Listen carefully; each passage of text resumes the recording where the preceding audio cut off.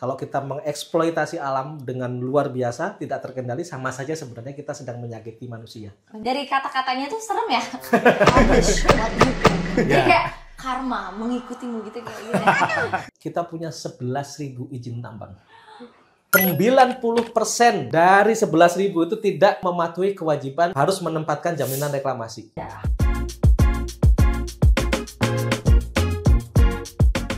Hai guys, welcome to Talk with Natya. Sebelumnya aku mau nanya dulu deh ke kalian udah pernah belum lihat video ini di sosmed? Selamatkan Papua! Papua bukan tanah kosong! Saya Raja Ampat! Yep, that's me. You're probably wondering how I ended up in this situation. Siapa sih yang tidak kenal Raja Ampat? Salah satu wisata ikonik di Indonesia yang terkenal dengan keindahan baharinya, yang terkenal dengan keindahan alamnya. Namun, semua keindahan ini berada di dalam ancaman. Nah, ini salah satu JT dari PT GAP yang ada di Pulau GAP. Jadi bisa kita lihat JT-JT ini itu membawa nikel lalu akan masuk ke smelter-smelter, bisa di wilayah Maluku atau di wilayah Sulawesi. Dampak berikutnya dari pembukaan lahan nikel itu juga ini lalu lintas dari transportasi takbut-takbut kapal-kapal tongkang. Itu tentu belum dia tumpah, melanggar karang dan sebagainya. Banyak hal yang terjadi. Nah, setelah lihat video itu, aku lumayan terenyuh ya dari postingan itu. Yang like udah banyak banget by the way, dan itu udah viral kemana-mana. Nah, dari situ aku tahu kalau memang lagi ada masalah nih. Dan masalahnya itu lumayan rame akhir-akhir nih, yaitu mengenai Raja Ampat. Yes, Raja Ampat sedang tidak baik-baik aja. Nah, makanya kita mau bahas hari ini, topiknya itu dilema tambang nikel di Raja Ampat, or the so-called the last paradise, atau heaven on earth. Karena Raja Ampat memang sebegitu indahnya. Ya, walaupun topiknya ini kedengeran serius, tapi kita akan ngobrol dengan santai, biar kalian semua paham sebenarnya ada apa sih di Raja Ampat. Apa yang sedang terjadi, ramenya tuh kenapa gitu. Dan aku di sini nggak akan sendiri. Aku akan ngobrol sama orang-orang yang memang sudah paham banget mengenai isu ini, biar aku nggak sotoy ya. Ya, di studio kita udah ada Kak Al Ayubi dari Yayasan Cerah Indonesia sebelah sini, dan ada Kak Arianto dari Publish What You Pay. Halo, selamat siang, pagi, malam. Iya, all day ya ditontonnya ya? bisa ya. Sebelumnya makasih banget kakak-kakak udah datang ke sini. Sama-sama, makasih juga udah diundang. Iya, senang banget karena aku juga mewakili netizen-netizen sekarang yang mungkin males baca atau males cari tahu sebenarnya rame-rame ini kenapa sih gitu, dan sekaligus pengen kita tuh biar paham gitu. Karena menurut aku informasi itu sepenting itu. Kalau misalnya kita nggak paham, kita gampang dibego-begoin sama siapapun gitu. Jadi information is the key gitu ya. Yeah. Nah, tapi sebelum kita ke isunya, aku mau nanya dong tentang Yayasan Cerah Indonesia dan Publish What You Pay itu apa? Ya. Bisa jelasin sedikit ya? Ya, jadi kalau Cerah itu adalah organisasi masyarakat sipil gitu ya, yang memang kita kerjanya itu mencoba membantu meningkatkan pemahaman publik terhadap salah satu isu, yaitu transisi energi. Nah, transisi energi itu apa? Transisi energi itu maksudnya gimana supaya kita nih berpindah gitu ya dari penggunaan energi fosil untuk listrik gitu ya, beralih ke yang lebih bersih gitu, ke sumber-sumber yang lebih bersih, atau kita sebutnya renewable. Jadi sebenarnya tujuannya itu gitu. Energi fosil itu ya salah satunya yang ini kan batu bara ya. Jadi kan sebenarnya mungkin publik juga udah tahu kalau Indonesia itu listriknya itu didapat itu dari sumber batu bara, PLTU batu bara. Itu lebih dari 60% seluruh Indonesia. Sampai sekarang masih? Sampai sekarang masih. Okay. Dan itu ya dampaknya banyak sekali, dampak lingkungan, sosial, ekonomi dan sebagainya itu. Terutama buat masyarakat yang tinggal di sana ya. Kalau kita kan di kota gitu, misalnya di Jakarta gitu kan nggak terlalu kelihatan gitu, tapi yang berdampak itu biasanya di sana gitu. Nah, kita kan mencoba lebih bijak gitu ya, gimana supaya kita bisa menggunakan listrik, tapi ada rasa tanggung jawabnya gitu, bahwa listrik ini sumbernya dari energi yang bersih gitu. Energi bersih itu apa ya? Kayak misalnya solar panel, itu kan sekarang lagi banyak tuh. Solar panel, terus ada wind turbine gitu, angin dan sebagainya gitu. Itu kan lebih bersih sebenarnya. Oh, jadi Kira-kira gitu. Lebih ke transisi energinya. Betul. Itu untuk pemahaman juga sekaligus. Oke, makanya di sini aktif juga mengenai si Raja Ampat ini karena Ya. di situ ada transisi energi. Betul, si tambang ada nikel hubungannya ini. benar Ada nanti. hubungannya itu. Nanti kita bahas Ya. bahas lebih detail ya. Ya. Nah, kalau Kak Arianto, publish what you pay. Dari kata-katanya tuh serem ya. Publish what you pay. Jadi Ya. kayak karma mengikutimu gitu kayak gitu. Coba, Ya, Kak, jadi Publish What You Pay ini Hmm. sebenarnya apa ya? Semacam koalisi atau bahasa sederhananya konsorsium organisasi masyarakat sipil seperti non government organisasi. Kita berkumpul, kami punya 31 anggota dari Aceh sampai Papua Barat. Oh. Jadi kami memang punya salah satu anggota kami yang ada di Papua Barat, salah satunya yang dekat dengan Raja Ampat dong. Raja Ampat ya. Jadi dari 31 organisasi ini kita berkumpul, kita punya visi yang sama, cita-cita yang sama untuk memperbaiki tata kelola sektor energi dan sumber daya alam. Ini cita-citanya hampir mirip dengan pernah dengar istilah pasal 33 Undang-Undang Dasar yang selalu orang bilang sumber daya alam kita harus dikelola berdasarkan pasal 33 di mana bumi, air, dan kekayaan alam lainnya dikuasai oleh negara dan dipergunakan untuk sebesar-besar Sebaik-baiknya. kemakmuran rakyat. Kemakmuran rakyat. Nah, kita ingin memastikan berkontribusi bagaimana agar sumber daya alam kita yang sangat luar biasa, melimpah, itu memang dipergunakan untuk sebesar-besar kemakmuran masyarakat. Kemakmuran di sini bukan sekedar kita mengeksploitasi habis-habisan, tetapi kita harus sadar bahwa sebagian sumber daya alam kita ini terbatas. Jadi harus bijak dikelolanya. Wise, betul. Jadi kami punya semacam tagline bijak kelola SDA. Tahu kapan harus dieksploitasi, kapan harus dibatasi, dan kapan harus berhenti. Jadi kalau semua atas nama kemakmuran terus dieksploitasi ya kita habis, lingkungan tidak terselamatkan dan akhirnya tidak bijak. Nah itu sebenarnya tujuan kami. Dan kalau tadi pertanyaannya, kenapa kalimatnya publish what you pay? Kalau kata orang Jawa itu kemeringis, atau Keminggris. keminggris itu ke barat-baratan, ke Inggris-Inggrisan. Iya. Itu karena kebetulan kami terafiliasi dengan Publish What You Pay. Jadi Publish What You Pay ini adalah kampanye global di seluruh dunia. Jadi ada non-government organisasi seluruh dunia. Itu ada lebih dari 50 negara. Ada lebih dari ratusan organisasi.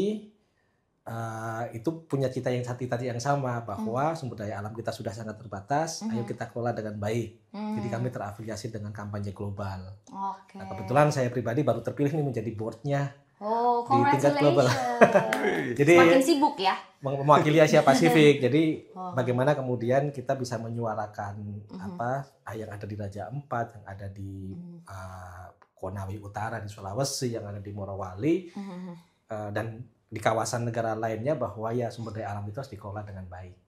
Kapan tahu batasnya? Benar-benar. Ya itu sebijak mungkin itu tadi Ya. ya. Yang aku ingat sih di di profilnya ecological justice system. Ya. Jadi banyak ada aturan-aturan yang memang harus disosialisasikan dan diberlakukan. Apakah sudah berjalan semestinya atau enggak itu kurang lebih kayak gitu ya. Jadi kita memang memperjuangkan namanya social ecological. Jadi di dunia ini itu ada ekologis ini yang berbentuk alam dan ada sosial, ada manusia yang harus dicatat. Kadang kita lupa, kita ingin menyelamatkan alam, tapi kita sebenarnya juga menyelamatkan manusia.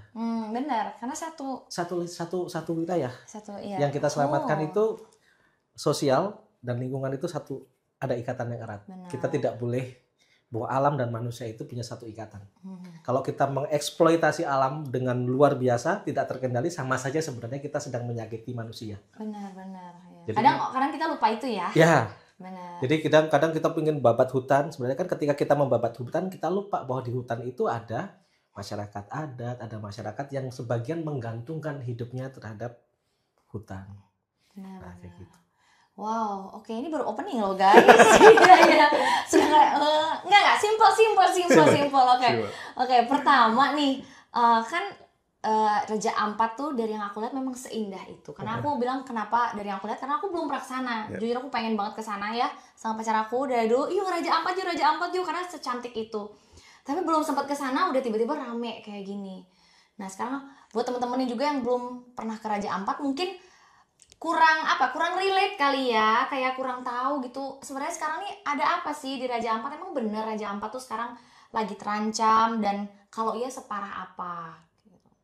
Ya, jadi pertama-tama mungkin ini isu Raja Ampat ini jadi rame ya, karena mungkin ya kita tahu dia sebagai destinasi wisata gitu ya, kelas internasional, yang bahkan masuk sebagai geoparknya UNESCO gitu. Jadi dan rame karena alam yang seindah itu tuh mau dirusak gitu kan, kurang lebih gitu, mau ditambang dan segala macam. Nah, ya kita mesti tahu kalau yang namanya suatu wilayah itu ditambang ya pasti akan ada dampaknya itu. Dari pembukaan lahannya, hutannya gitu kan udah kelihatan tuh fotonya. Dari hijau jadi coklat, jadi jadi tinggal tanah aja kayak gitu. Nah, belum lagi kita ngomongin nanti dampaknya ke laut gitu ya, kan ada terumbu karang yang biasa main snorkeling, diving dan sebagainya gitu-gitu. Itu itu pasti akan kena dampaknya gitu. Jadi pasti akan rusak juga terumbu karangnya perlahan. Nah, itu sebenarnya yang kita khawatirkan gitu. Nah, sebenarnya kalau ngomongin soal nikel, nggak cuma di Raja Ampat gitu, tapi selama ini itu memang setidaknya 5 tahun terakhir lah itu kita sedang masif-masifnya gitu ya menambang nikel. Utamanya itu di Sulawesi Tengah sama Maluku Utara gitu. Lebih dulu dari Raja Ampat berarti? Betul. Dan di situ udah masif itu, udah kerusakannya. Iya, nggak hanya karena tambang ya, tapi ada juga di sana karena PLTU-nya, karena kan mau bikin industri hilirisasinya tuh di sana.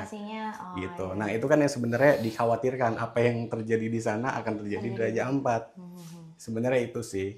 Tapi kalau ngelihat sekarang sudah mulai terlihat kerusakannya. Iya, kan kita ngelihat ya, walaupun itu kan mungkin operasional awal ya, jadi dia membabat dulu gitu kan. Pembukaan lahan dulu, dari situ kan sebenarnya udah ada kerusakan kan. Nah, belum nanti gimana kalau kita ngomongin, karena ngomongin tambang nikel itu nggak cuma setahun, 2 tahun, atau 5 tahun. Benar, efeknya masih. Itu akan 20 tahun, 30 tahun ke depan gitu ya. Jadi kita sebenarnya ya mesti mikirinnya jangka panjang gitu kan. Apakah akan rusak? Pasti akan rusak kalau sampai di jangka panjangnya selama itu gitu. Itu sih. Tapi itu kalau tadi ngomongin dari Sulawesi dulu, terus sekarang Raja Ampat, apakah hanya karena tambang nikel? Apakah dia korban dari tambang nikel doang atau ada faktor-faktor lain juga yang berkontribusi? Kan ada yang suka bilang enggak karena nikel doang ini mah gitu.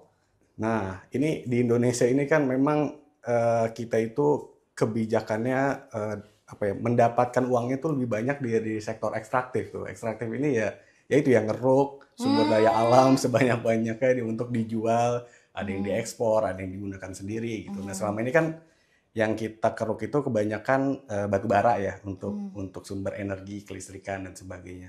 Nah, kalau nikel ini mulai booming itu dari tahun 2020 gitu. Jadi kurang lebih sekitar 5 tahun terakhir lah. Kenapa? Karena ini ada hubungannya sama agenda transisi energi global gitu, kurang lebih kayak gitu, di mana kalau kita mau buat inovasi misalnya untuk ini ya baterai, kendaraan listrik dan sebagainya gitu-gitu, salah satunya membutuhkan nikel yang banyak gitu. Nah, kebetulan nikel yang banyak ini punyanya ada di Indonesia.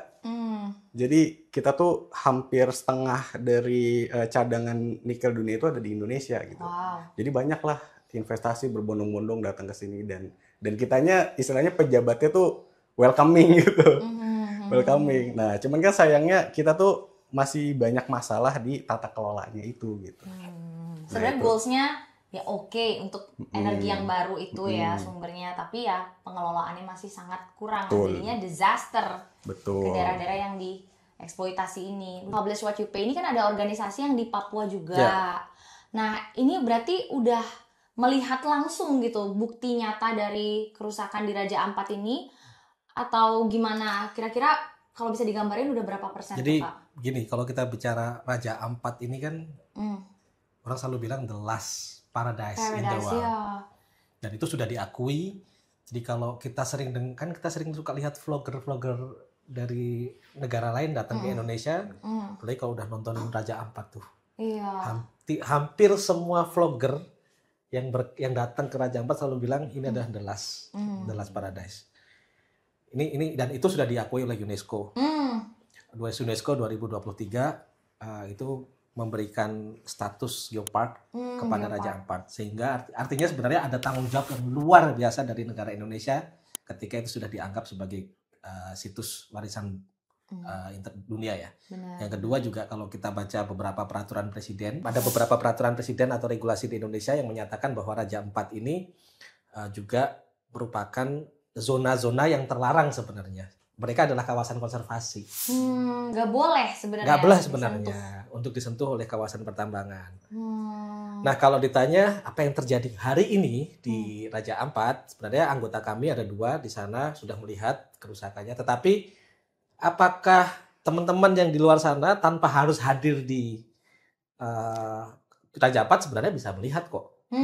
Jadi kalau kita googling di YouTube, di TikTok, yang ada ya. itu tentang kondisi yang sebenarnya banyak kok. Ini kan rame bulan 2-3 bulan yang lalu. Tapi sebenarnya media terbesar di Indonesia hari ini apa? Kompas itu di bulan Juni tahun 2021 itu pernah membuat liputan khusus di Pulau Gak. Kan ada tuh PT Gak, kan kemarin ada 5 perusahaan tambang yang di Raja Ampat, Betul. 1 PT Gak dan ada 4 yang akhirnya dicabut oleh pemerintah kan izinnya karena ternyata itu merusak lingkungan atau tidak sesuai dengan kewajibannya. Hanya Gak aja yang sudah berhenti. Itu liputannya Kompas itu 2021 sudah melihat kok kerusakannya seperti ini. Siapa yang diwawancara, misalnya salah satu guru besar di Universitas Patimura diwawancara oleh Kompas, dan ternyata memang kerusakannya sudah semasif itu sejak 2021. Tetapi baru rame hari ini ketika kemarin sempat viral teman-teman di Greenpeace misalnya ketika demo dan segala macam ya karena hari ini semua orang melihat ke nikel gitu. Kalau ditanya bagaimana sih pertambangan di Indonesia? Pertambangan Indonesia itu sejak 10 tahun yang lalu ya memang tata kelolanya memang nggak baik-baik saja. Benar-benar.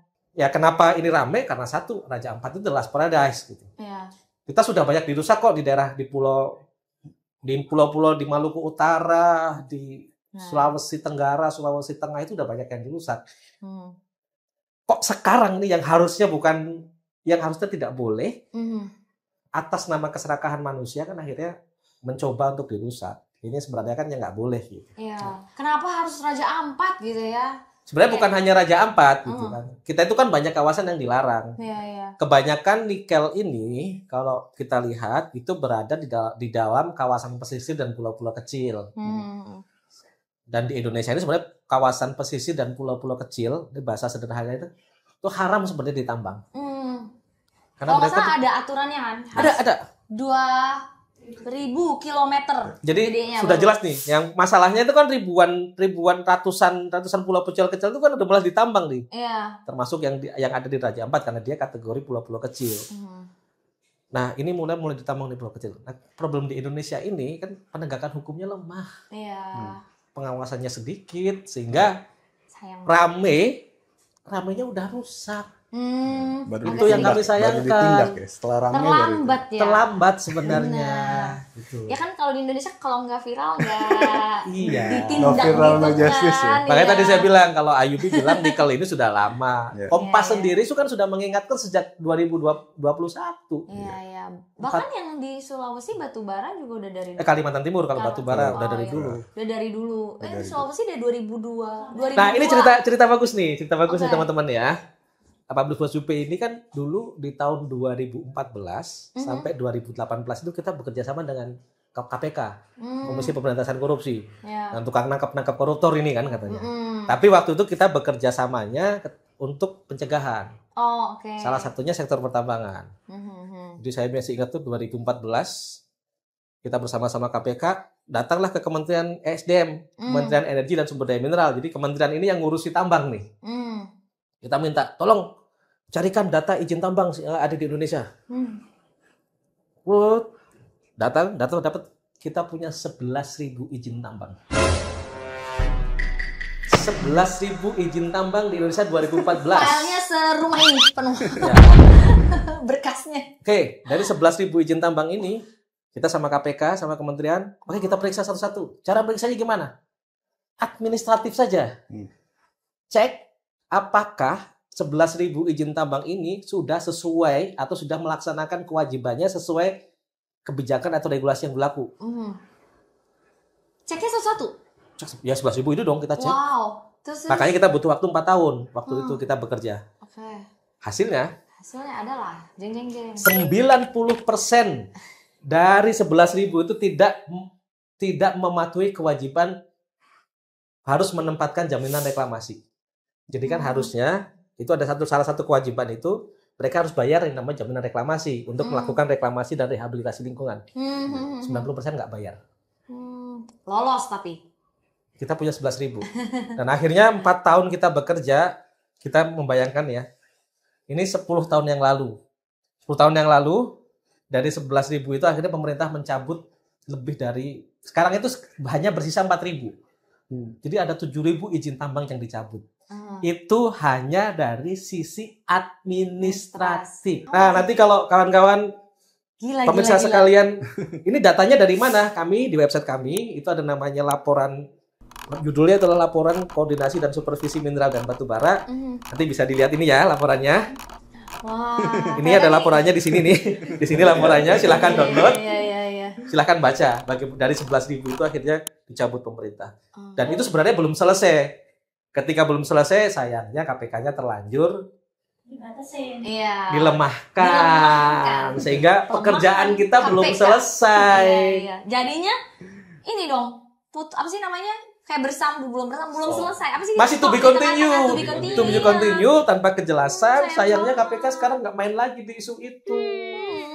Sehingga yang terjadi hari ini. Iya. Jadi belum selesai, tambah lagi gitu. Itu yang kami sayangkan. 11.000 itu kan berarti yang udah berjalan ya, Kak. Tapi di antara 4 tahun proses itu ada pengajuan izin yang baru nggak tuh selain dari ada yang nambah lagi nggak? Pasti gitu. Pasti. Jadi gini, kalau di Indonesia ini tahu dong kenapa KPK dilemahkan? Tahu, Mbak. Iya. 7.000. Iya. Ini yang kecil-kecil, belum yang gede-gede. Iya. Jadi memang ini barang panas. Banyak orang yang nggak suka kalau izin tambang ini dibereskan. Banyak yang berkepentingan nggak tahu mungkin. Karena ya orang Indonesia ini karena sumber daya alam, uangnya di sini gitu. Iya. Panas. Selama proses penyelidikan itu tuh yang hari ini tuh harusnya kan logika kalau dari aku yang awam ya. Kita stop dulu aja nggak sih izin, jangan dulu dikasih sampai yang ini selesai. Nah, kita pengen ini bagus nih, ada pertanyaan. Kenapa nggak stop dulu? Kalau kami itu di teman-teman masyarakat sipil sekarang lagi mendorong namanya moratorium. Moratorium itu stop dulu deh izin tambang. Kenapa harus di stop? Yang pertama, ini kan kejadian di Raja Ampat itu kan hanya 4 izin yang dicabut. Kita masih ada 1. Kan harusnya pemerintah ketika ada kejadian di Raja Ampat ini harusnya ngecek semua dong. Pertanyaannya apakah tambang-tambang nikel itu yang berada di kawasan pesisir dan pulau-pulau kecil itu hanya 4 di Raja Ampat? Enggak kok, banyak banget. Itu kan harusnya stop dulu izin. Iya. Jangan buka, jangan izin baru. Jangan approve dulu. Yang kedua, izin tambang yang existing, tolong dong diperiksa lagi, direview lagi. Iya. Kalau memang dia bermasalah, jadi bukan hanya di Raja Ampat ya, kita pengennya Raja Ampat itu jadi momentum. Betul. Jadi kan karena momentum, kebetulan rame, kan kita sudah ya ada itikat baik meskipun hanya 4, satunya belum.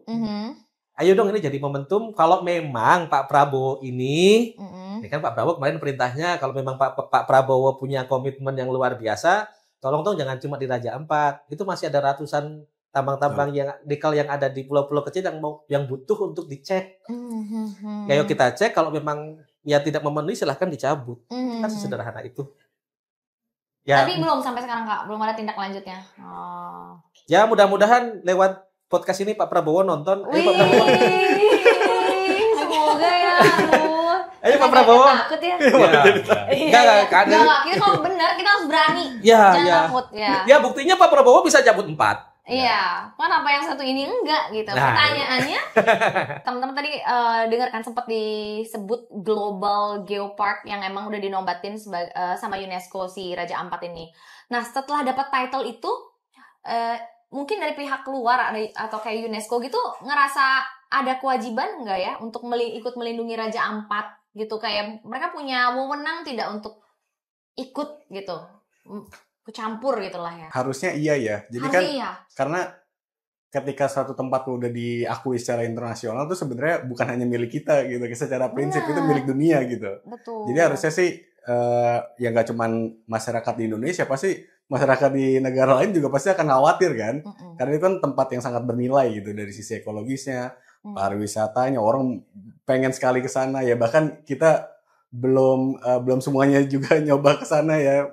Maksudnya untuk nyoba ngelihat langsung gitu gimana indahnya Raja Ampat. Semua orang pengen ke sana. Jadi ketika ini ada mau dirusak karena tambang itu kan pasti banyak yang prihatin gitu. Saya sih ngerti gitu. Nggak cuman itu juga kan Kak, karena dia punya title Global Geopark tuh karena dia tuh nggak cuma sebagai tempat wisata, tapi juga kepentingan ekosistemnya tuh bergantung dari sana juga. Kayak ada 75% terumbu karang dunia dari situ. 2.500 spesies ikan yang berbeda. Indigenous people di sana. Ingat tadi sosial ekologis. Benar. Ada kehidupan masyarakat adat di sana, ada terumbu karang, flora fauna ada yang ikan, langka, biodiversitas. Benar. Kalau misalnya ada apa-apa kan namanya satu ekosistem, berarti kayak ngefek juga ke jadinya ke yang lain, kayak Samudra Pasifik gitu. Aku dengar kayak bisa kena juga gitu. Maksudnya ini jadi tanggung jawab UNESCO juga sih harusnya ya. Tanggung jawab global. Tanggung jawab global. Tetapi kan yang paling utama kan tentu dari pemerintah Indonesia dan termasuk pemerintah daerah gitu kan. Itu yang paling penting, karena akhirnya dunia akan menyoroti kenapa kamu tidak sanggup menjaganya. Karena kedaulatan negara masih lebih tinggi dari ini nggak sih, organisasi internasional jatuhnya. Benar nggak sih? Mau UNESCO kayak gimana, tapi kalau Indonesia bilang nggak boleh masuk gitu. Yang penting kan ini kan bukan soal punya kewenangan punya siapa, tetapi kan ini kewajiban kita sebagai warga negara. Ini bukan soal nikel. Bukan soal nikel semata, apa sih penerimaan negara, tapi ujung-ujungnya kalau hancur kita nggak akan menemukan lagi biodiversitas yang luar biasa. Kita akan kehilangan itu. Mungkin anak cucu kita nggak akan pernah lihat lagi nih kalau ada hewan-hewan terumbu karang. Ya kan bukan soal wisata saja. Benar-benar. Ada kehidupan di sana. It's so much bigger than that. Yang itu yang mungkin orang-orang nggak tahu, kayak karena yang dibahas kan tempat pariwisata yang indah apa segala macam, bukan lebih dari itu gitu. Betul. Tempat wisata kan juga harus memperhatikan ekosistem. Tidak boleh, karena salah satu kalau pariwisata juga tidak memperhatikan ekosistem kan juga bisa jadi akan menghancurkan juga. Iya. Dan Pemdanya kan juga udah bilang kalau secara hitungan tuh lebih banyak pemasukan daerah tuh dari pariwisatanya daripada dari nikel yang selama ini dikeruk gitu. Nah, kita kan bahas juga itu tuh ternyata di balik yang digembar-gemborkan kalau ini buat energi nikel apa segala macam, ya dihitung-hitung tuh ternyata sangat merugikan dibanding keuntungan pariwisata yang masuk gitu ya. Mungkin detailnya itu kita bahas ntar ya. Nah, sekarang aku mau nanya dulu nih tentang Menteri ESDM kita, Pak Bahlil Lahadalia. Iya, gimana tuh Kak menurut kalian, apakah sudah menjalankan tugasnya dengan baik so far sampai detik ini? Mengenai Raja Ampat ini deh khususnya. Iya, kalau aku mungkin ngeliatnya gini ya, karena waktu itu isu Raja Ampat rame gitu ya, mungkin terdengarlah di telinga beliau gitu.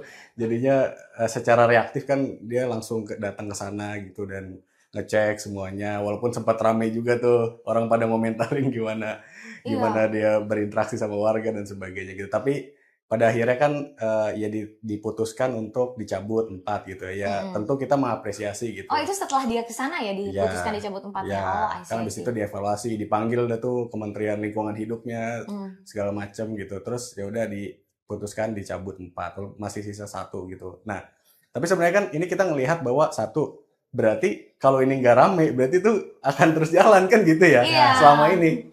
Jadi berarti selama ini pengawasannya gimana gitu. Benar-benar. Iya, kan jadi pada repot, rame segala macem mau nunjukin gitu kan reaktifnya. Tapi kan ya kita melihat berarti pengawasannya selama ini ya kurang. Gitu. Kalau baru rame baru turun itu kayak tuntutan sosial aja jadinya, kalau bukan melaksanakan tugas sebagaimana mestinya gitu ya. Kelihatannya. Terus kalau yang rame-rame waktu itu kan waktu beliau ke sana itu ada warga lokal yang ngaku warga Gak ya, Pulau Gak juga yang bilang kalau nggak apa-apa kok, aman nih tambang nikel, lanjutin. Nah, itu gimana menurut Kakak tuh? Kayak agak ada yang aneh atau emang bisa jadi emang warga di sana sebutuh itu sama tambang nikel yang ini, tambang nikel di Gak ini. Mas Ari lebih tahu. Gimana kamu? Enggak gini. Kakak kan dulu pernah jadi jurnalis kan? Iya. Oke. Kalau jurnalis itu kan kita ketika bikin berita kan harus ada second opinion. Betul. Nah, ini kan netral. Ya, satu netral, yang kedua narasumber itu tidak boleh cuma satu. Benar. ya kan? Bener, nggak kayak berita-berita portal online sekarang nih, nggak ikut apa namanya prinsip-prinsip jurnalisme. Nah, ini kita kan hidup di dunia yang sangat sosial media, Betul. informasi datang kapan saja. Betul. Di TikTok kita akan dibanjiri dari TikTok, Instagram, belum lagi kita bertarung di X kan, di Twitter. Ya. Nah, yang paling penting adalah verifikasi. Yang kedua, jangan hanya melihat dari satu sumber saja. Nah, berita ini kan satu sumbernya kebanyakan dari pemerintah lewat rilisnya ESDM. Nah, pertanyaannya adalah apakah kita sudah membaca informasi lain untuk memverifikasi? Ini kan ini kan baru lihatnya dari rilis ESDM semata. Artinya rilis ESDM dia akan bilang bahwa ya karena kan ESDM punya kepentingan menurut ESDM bahwa PT GAC itu masih layak beroperasi. Meskipun banyak pihak termasuk kami mempertanyakan kenapa PT GAC tidak dicabut dengan berbagai macam alasan. Tapi kan kemudian lihat rilisnya, dia bilang ya itu terserah. Tapi kan bagi kita, bagi publik yang, karena kan kita publik yang cerdas dan publik yang kritis. Sebagai netizen yang kritis, kita kan tidak boleh hanya lihat satu rilis, apalagi rilis versi pemerintah. Itu dia. Kan banyak juga portal-portal kayak media-media utama, Kompas, Mongabai, tinggal dicek saja. Ternyata ada berita versi lain yang itu bisa diverifikasi. Sehingga kita sebagai netizen bisa tahu posisi kita yang benar adalah seperti apa. Dan ternyata kemudian ada informasi bahwa banyak kok masyarakat yang menolak, banyak juga masyarakat yang sangat kritis. Bahkan ada yang demo pada saat Pak Bahlil datang kan. Kalau kita baca ya, kalau kita mau memverifikasi, sekali lagi verifikasi, lihat informasi yang lain. Biar kita berimbang. Iya. Tapi kebanyakan ya sekarang itu guys PR buat kita tuh biar nggak ketika baca, langsung kayak gitu, langsung menyimpulkan. Padahal ya tergantung itu kan berita yang ada itu tergantung kepentingan siapa yang membuat gitu kan. Makanya kayak harus lebih dari satu sumber sih menurut aku. Ya, jangan jadi netizen swab. Satu detik swab. Baru baca judul. Lihat judul. Bener lagi. Aduh, emang sesibuk apa sih kita sampai nggak bisa ngecek gitu ya. Baca judul langsung komen. Iya, mereka aja sibuk banget loh, tapi masih bisa verifikasi gitu. Kita jangan males ya misalnya kita gabut, nah itu kita cari lagi gitu. Ya, jangan mau jadi netizen swab. Iya. Tapi ya itu ya, sosial media itu memang pedang mata dua. Dengan teknologi yang canggih tuh bisa banget dibuat kayak pemberitaan yang sesuai dengan ya itu pihak yang berkepentingan mau gitu. Kayak dibikin ada satu video, aku nggak nuduh maksudnya, tapi ada satu video yang memang kelihatan banget tuh ceritanya orang Papua, orang sana yang menyuarakan kalau yang nggak setuju tuh ya ini surga terakhir, yang kalau nggak setuju ini dibikin tambang nikel berarti kalian mengikuti kepentingan asing. Kayak gitu. Nah, orang-orang yang awam ini yang nggak tahu ini sebenarnya ada apa segala macam, yang melihat penampakan video kayak gitu aja pasti kayak bisa aja langsung percaya gitu kan, dibego-begoin gitu. Nah, bisa juga ini dipropaganda jadinya ya, pihak-pihak yang menolak nih seolah-olah jadi orang yang berkepentingan malah, jadinya kelihatan jahat gitu, evilnya tuh di sini gitu. Ya, gimana cara kalian menekel hal-hal seperti itu? Misalnya kayak kalian nih berarti yang tidak setuju ini dianggap misalnya perwakilan pihak asing nih, ada kepentingan apa nih gitu. Dor. Pemerintah kita juga banyak menerima investasi dari asing kok. Di segala lini itu kan. Lihat aja, cek aja investor kita dari mana. Banyak semua dari asing gitu. Mau bangun sesuatu nggak punya duit ya ngutang sama negara. Ini kan sebenarnya ya itu nggak relevan. Iya. Kalau dibilang kayak gitu nggak relevan, berarti harus cari lagi. Ya, kalau ya saya sih yakin ya, termasuk yang kemarin ikut meramaikan isu Raja Ampat ya pasti nomor satu karena kepedulian kan. Kepedulian bahwa ya ini tempat yang sangat indah itu berpotensi akan rusak gitu ke depannya. Kan kita semua nggak pengen lah itu terjadi gitu ya. Karena udah banyak contohnya di ini lain gitu. Nah terus kalau ngomongin ya tambang secara umum, biasanya memang paling ada satu aspek yang menjadi dilema tuh ketika ngomongin tenaga kerjanya gitu. Misalnya orang kan butuh kerja memang. Tapi kalau saya coba cek ya ke beberapa tempat, misalnya wilayah-wilayah tambang gitu, ya kebanyakan dari mereka bekerja di tambang ya karena memang nggak ada pilihan lain gitu. Karena lapangan kerjanya tidak ada. Gitu. Di Indonesia ini kan kurang lapangan lapangan kerjanya. Jadi ya udah yang ada industri apa ya udah dia masuk ke situ. Oke. Tapi kan kalau kita mau ngomongin lebih luasnya, ya ini gimana kalau ini merusak lingkungan dalam jangka panjang kan malah lebih banyak negatifnya gitu kan. Isu asing-asing ini kan memang bukan isu baru. Ini akan selalu muncul ketika ada sebuah kepentingan kelompok tertentu itu terganggu. Iya. Biasanya kalau yang mengkritik itu dari teman-teman aktivis lingkungan atau aktivis yang banyak membela masyarakat, itu akan dituduh, oh kalian protes karena kepentingan asing loh. Padahal kami nih Yayasan Cerah, kami namanya yayasan yang kami berbadan hukum yayasan. Berbadan hukum yayasan kan otomatis berbadan hukum Indonesia. Kami sesuai dengan undang-undang yayasan dong. Kami orang Indonesia, KTP-nya kan Indonesia, pemiliknya orang Indonesia. Kami sekretariatnya juga di Indonesia. Uangnya pakai rupiah. Makannya masih nasi kalau di Jawa. Kalau kami ke Papua ya makan sagu. Gitu. Darah kami masih merah putih gitu. Karena kepentingan kami juga sama. Ya pasal 33 Pegan Sumber Daya Alam itu dipergunakan sebesar-besar kemakmuran rakyat. Ya cuma memang kadang di Indonesia ini kan ada satu penyakit lama ya. Kalau bahasanya kan ad hominem gitu loh. Kadang pembawa pesannya itu yang diserang. Benar. Jadi bukan substansinya, tetapi pembawa pesannya. Ibaratnya nyerang baliknya dengan cara seperti itu ya. ya. Jadi bukan substansinya, tetapi entah itu antek asing. Apalagi namanya publish what you pay, gitu kan. Nama asing. Jadi kalau nggak antek asing, anti hilirisasi, anti pembangunan, ya macam-macam lah. Ya tapi ini kan kita harus menyampaikan bahwa informasi harus kita sampaikan. Artinya kita boleh mengeksploitasi tetapi ada batasannya.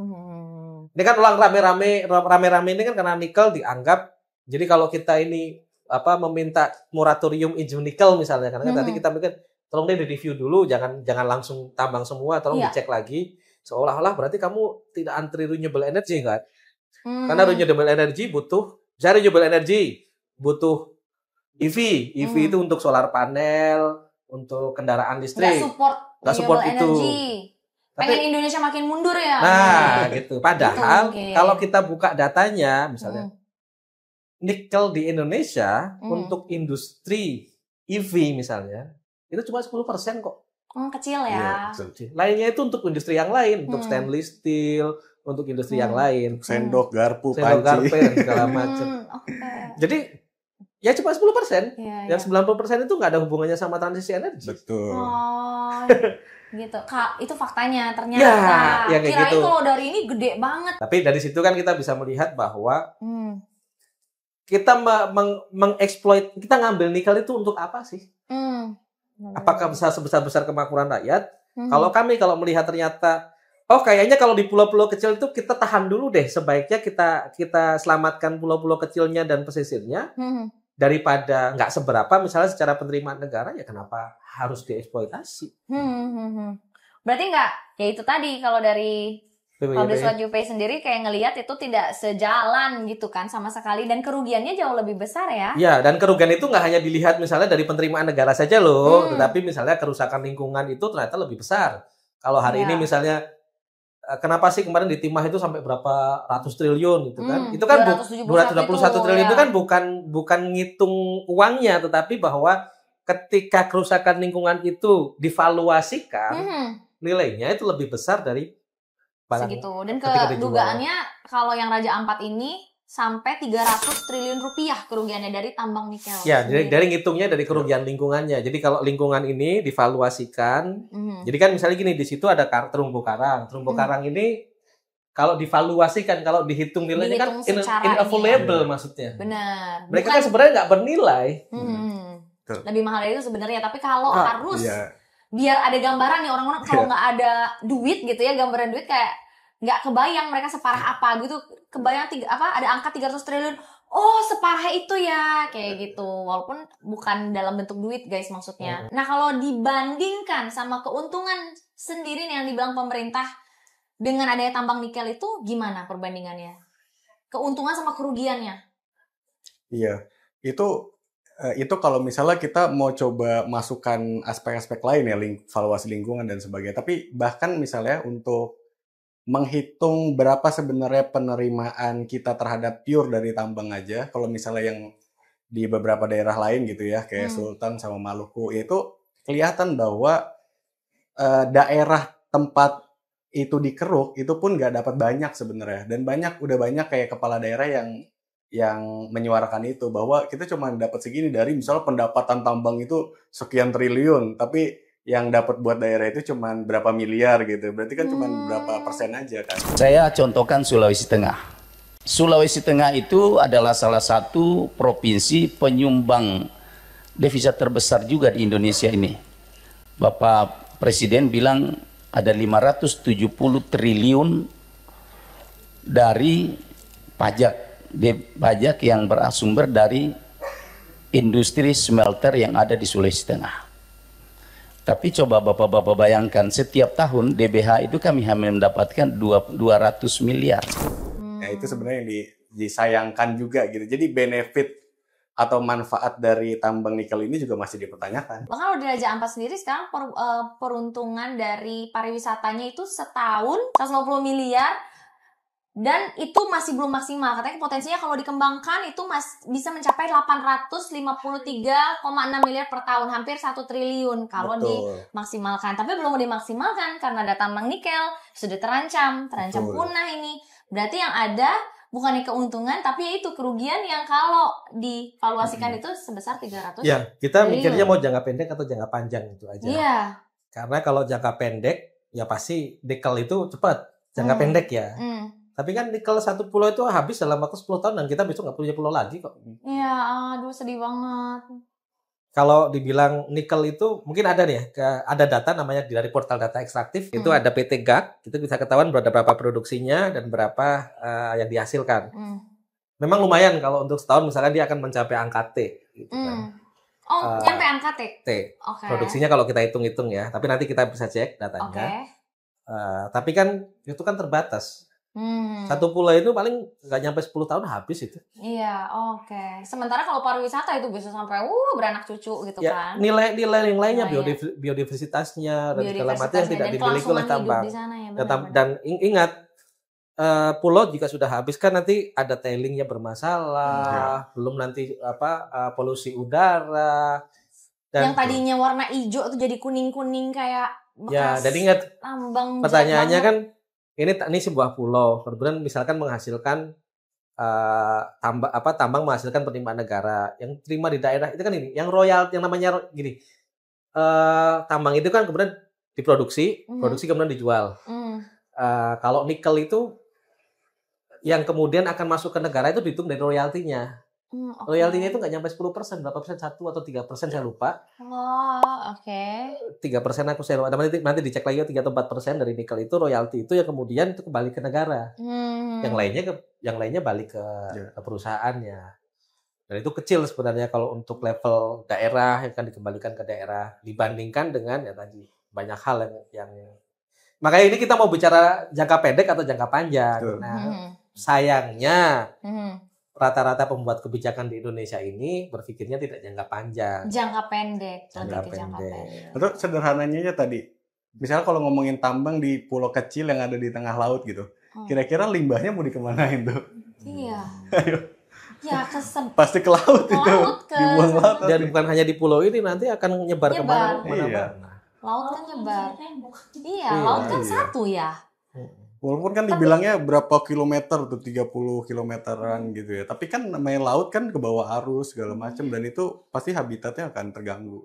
Tapi kan orang pemerintah harusnya pinter-pinter ya, Kak. Masa nggak mikirin ini sih? Itu maksud aku kayak pinter dan berpihak itu dua hal yang berbeda. Itu bagus itu. Oh, iya benar-benar. Bukan berarti tidak pinter. Ya, pinter dan keberpihakan itu kan berbeda. Kita mau berpihak yang mana sih? Oh, kita berpihak pada jangka pendek atau jangka panjang? Kalau kita berpikirnya, ya ini kan Indonesia masih punya tambang, mumpung kita punya tambang, ayo kita eksploitasi. Ya kalau logikanya yang selalu dipakai itu ya itulah pembuat kebijakan kita ya, meskipun kita jadi agak kita pasti akan bilang itu tidak boleh. Dan dengan faktanya kayak gini nih sekarang kita ngobrol aja, kita udah tahu ya dampak-dampaknya, lebih banyak kerugian lah. Siapa sih yang diuntungin sebenarnya dari tambang nikel ini kalau boleh kita simpulkan? yang jelas yang berbisnis di bisnis Yang punya itu ya? Yang pelaku bisnis itu banyak ya.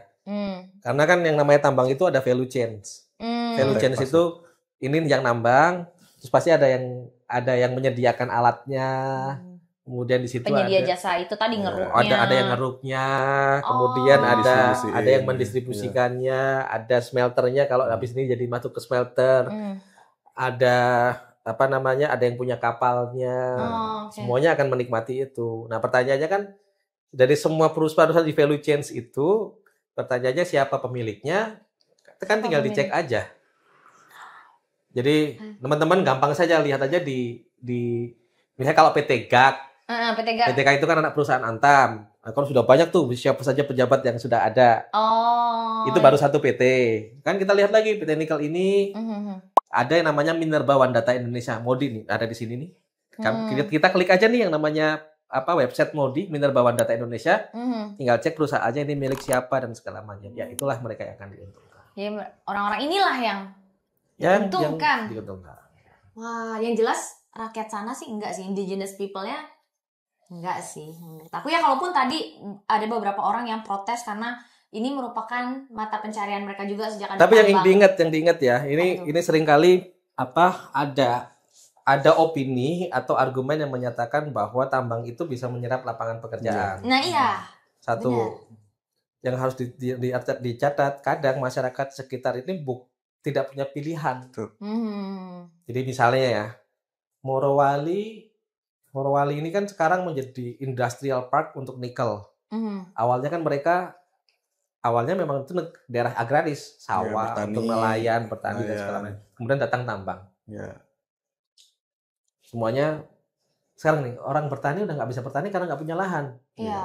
Orang nggak bisa nelayan lagi karena udah tercemar. Kenapa kemudian masyarakat di sana itu jadi akhirnya bekerja di tambang? Bukan apa? Karena nggak ada pilihan.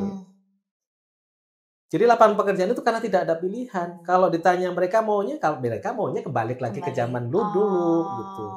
Sekarang di Sulawesi Tengah, yang ada di Sulawesi Tenggara itu, terus Maluku Utara kan banyak suku Bajo ya. Di suku Bajo itu sekarang nggak bisa cari ikan lagi. Nah masalahnya mereka nggak punya pilihan sehingga akhirnya bekerja di tambang. Nah pertanyaan lain, ini yang seringkali orang lupa. Kira-kira ini kalau PT GAC ini udah terlanjur di situ banyak pegawai. Iya. Atau paling gampang Timika. Timika ini kan yang ada Freeport di sana ya. Timika itu dulu pernah dilarang ekspor mentah. Dulu kan ada peraturan di Indonesia ini tidak boleh mengekspor barang mentah. Jadi harus diolah dulu di Indonesia. Nah, dulu tahun 2014 dan 2017 itu Freeport yang di Timika sama PT Aman Nusantara dulu namanya Newmont yang ada di Sumbawa Barat.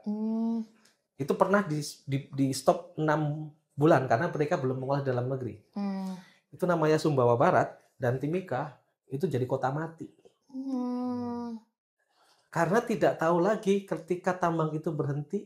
Iya, ketika tambang itu berhenti, yang tadinya punya pekerjaan ini balik lagi nggak punya pekerjaan, mau balik lagi ke jadi pertanian nggak ada lahan. Mau jadi nelayan ikannya udah pada mati, udah tinggal lumpur atau sisa-sisa ini tambang. Yang itu pertanyaan itu tidak pernah muncul. Kira-kira Morowali Utara, Kabaena, Mandiodo di Sulawesi Tenggara, termasuk di Maluku Utara, Pulau Obi. Kita tanya aja ke perusahaan yang ada di sana atau pejabat-pejabat yang memberikan izin. Kira-kira 20 tahun lagi, 30 tahun lagi, pulau ini akan jadi apa? Ya benar, balik lagi jangka pendek atau jangka panjang. Iya. Mungkin saya tidak bisa membayangkan kalau 30 tahun lagi, misalnya Pulau Obi, pulau yang ada di Sulawesi Tenggara atau Maluku Utara, yang ada di Weda, tiba-tiba selesai karena habis nikelnya. Udah. Jadi kota mati. Kota mati, benar. Ya itu tadi mungkin orang yang protes itu not necessarily, mungkin nggak tahu ya entah dia dibayar atau gimana, tapi memang mungkin ketika dia menyuarakan ya ini lapangan pekerjaan buat kita gitu ya, emang satu-satunya yang dia punya. Kami memahami itu karena itu wajar, karena dipaksa, terpaksa. Not by choice. Itu karena mereka nggak ada punya pilihan. Itu pun dengan catatan ketika mereka menjadi pegawai di tambang itu, mereka di blue collar atau ibaratnya yang mereka benar-benar bekerja di kantor atau sebatas yang dapat bukan Pekerja pekerjaannya kasar ya. pekerja kasar aja. Apakah mereka juga safeguard-nya benar? Banyak kok laporan-laporan dari teman-teman di NGO di dalam konteks nikel, banyak kok kekerasan ataupun pelanggaran HAM terhadap pekerja. Itu juga banyak terjadi. Iya. Dan kalau pekerja kasar atau yang sekedar bantu-bantu tuh biasanya kontraknya pendek, paling setahun 2 tahun, terus udah selesai, perusahaan misalnya nggak butuh lagi, nah itu bingung dah tuh di situ tuh. Ya bodo amat sih perusahaan juga mereka Iya. ke depannya gimana ya. Bingung mau ngapain lagi nanti. Sebenarnya paling dirugikan tuh mereka tau. Iya, karena nggak ada pilihan. Nggak ada pilihan. Kalau dibilang ya kami mencari pekerja itu karena nggak ada pilihan, dipaksa. Tapi pertanyaannya setelah tambang itu tutup untuk 10 tahun mendatang, 20 tahun lagi apa yang terjadi? Dan mereka juga nggak punya power buat menolak kan. Ketika maksudnya mau masuk, maksudnya mau ada tambang atau enggak ya dari awal mereka nggak punya power. Enggak kan nggak dilibatkan. Tidak pernah ada istilahnya semacam ini kalau kita itu kalau di bahasa agak teknis itu namanya FPIC, Free Prior Inform and Consent. Jadi ini sebenarnya sebuah konsep. Seharusnya pemerintah ketika ada membuat proyek apapun, termasuk penambangan, dia harus nanya dulu ke masyarakat sekitar. Dan masyarakat sekitar itu punya hak untuk mengatakan mereka punya right to say no. To say no. Tapi ternyata di Indonesia itu nggak ada. Jadi tiba-tiba, masuk aja ini proyek. Bahkan gitu kan ya. kita nggak tahu, misalkan sudah ada tiba-tiba pemerintah udah bikin peta wilayah pertambangan, ya masyarakat udah nggak punya pilihan. Ya itu mereka juga nggak punya power. Ketika tahu pun mau nolak gimana gitu kan. Tuh marah tuh, sampai geruduk tuh. Ceklak. Ya. Tapi secara hukum itu tuh harus nggak sih sebenarnya dilakukan? Harusnya. Undang-undang tertulis ini tuh. Sebenarnya kita memang salah satu loophole di undang-undang di Indonesia itu memang kita tidak punya spesifik soal FPIC.